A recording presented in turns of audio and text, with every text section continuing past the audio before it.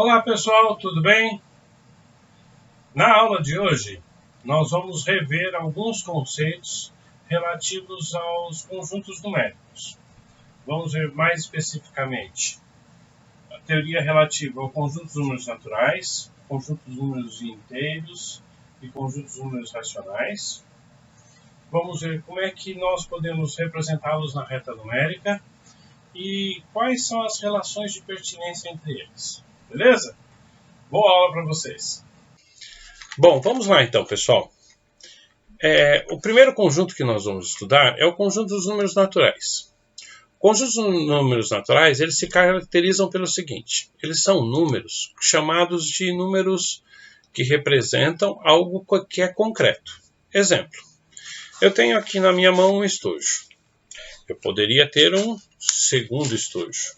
Dentro desses estojos eu tenho um certo número de canetas e lápis, mas sempre pensando em termos da representação do inteiro, daquele número sem a sua forma decimal ou fração, ok? Então é sempre representando um número concreto.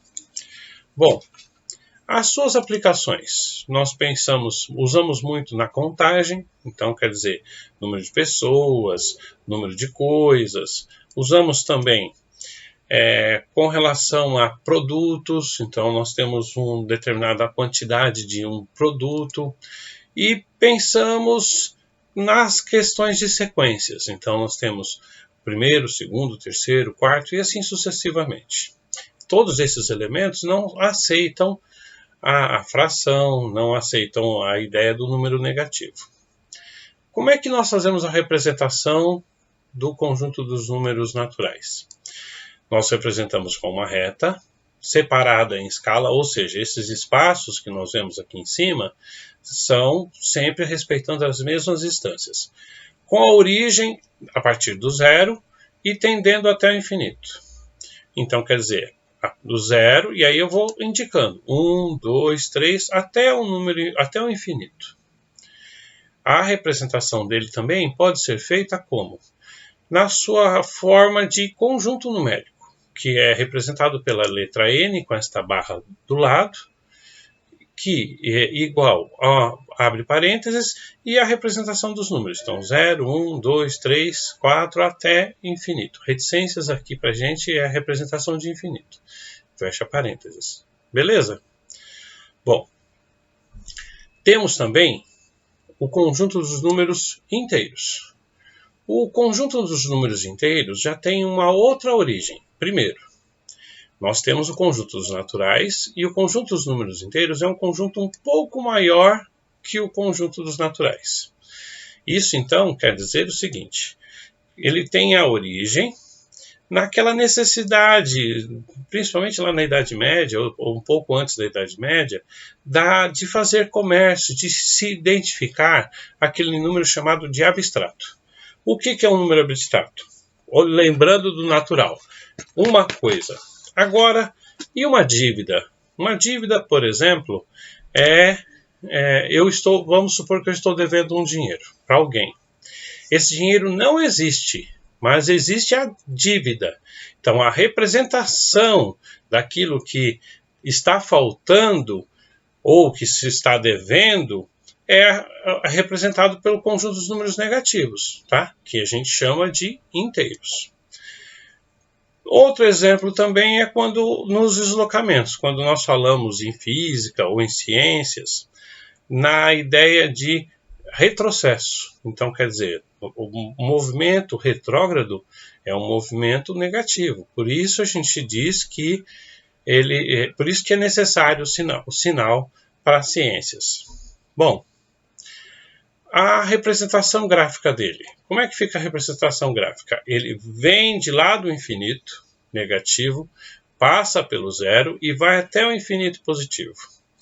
De novo, com relação a uma escala. Então, usando uma régua, nós separamos os espaços, sempre mantendo as mesmas distâncias. E aí, o que acontece? Marcamos a representação dos números. Então, quer dizer, ele vem do negativo, infinito, e vai até o positivo, infinito. Então, no caso do exemplo aqui, nós temos o quê? Menos 4, menos 3, menos 2, menos 1, 0, 1, 2, 3, até o infinito, tendo vindo do infinito. Beleza? Bom, e na forma de conjuntos? Na forma de conjuntos, ela é representada pela letra Z, tá? Um detalhe interessante para a gente lembrar. Notem que o conjunto dos naturais está dentro do conjunto dos números inteiros. Então, quer dizer, significa dizer que os naturais ele é menor, ele está dentro de um conjunto maior que os inteiros, e por sua vez, os naturais pertencem ao conjunto dos números inteiros, tá? Bom, e a representação em termos de conjunto é a letra Z, igual, abre parênteses, reticências, que representam vindo do infinito, menos 3, menos 2, menos 1, 0, 1, 2, 3, 4, vírgula, reticências, fecha parênteses. Pronto. Essa é a representação na forma de conjuntos. Então, quer dizer, um número, por exemplo, 475, ele está dentro do conjunto dos números inteiros. O número menos 1.470 também está dentro do conjunto dos números inteiros. Tudo bem? Seja ele negativo ou seja positivo, mas sempre com relação a uma quantidade que não admite ainda a fração. Bom, e o terceiro conjunto que nós vamos dar uma olhadinha na nossa revisão é o conjunto dos números racionais. O conjunto dos números racionais são todos aqueles números que agora sim admitem a fração. O que é a fração? É um número dividido por outro. Eles têm, olha lá, o conjunto dos naturais e dos inteiros estão dentro do conjunto dos números racionais. Então quer dizer que entre dois números racionais pode haver um número inteiro, entre dois números inteiros existem infinitos números racionais. Por que isso? Porque eles representam as frações, ou seja, aquilo que foi dividido. Então, se eu penso numa fração, por exemplo, 1/2, ele está entre 0 e 1, ou seja, 0,5. Ele pode ser representado na forma de fração ou na forma decimal. Tá? Bom, qual que é a origem dele? A origem dele remonta lá no Egito Antigo, quando se pensou na ideia de fracionar as coisas. Eles faziam a concepção de frações de terrenos, as construções das pirâmides foram tudo utilizada a ideia de frações, e aí surgiu nesse momento em que a sociedade necessitava de representar uma parte de um inteiro. Então, quando a sociedade necessitou de representar uma parte de um inteiro, surgiu então a concepção do conjunto dos números racionais.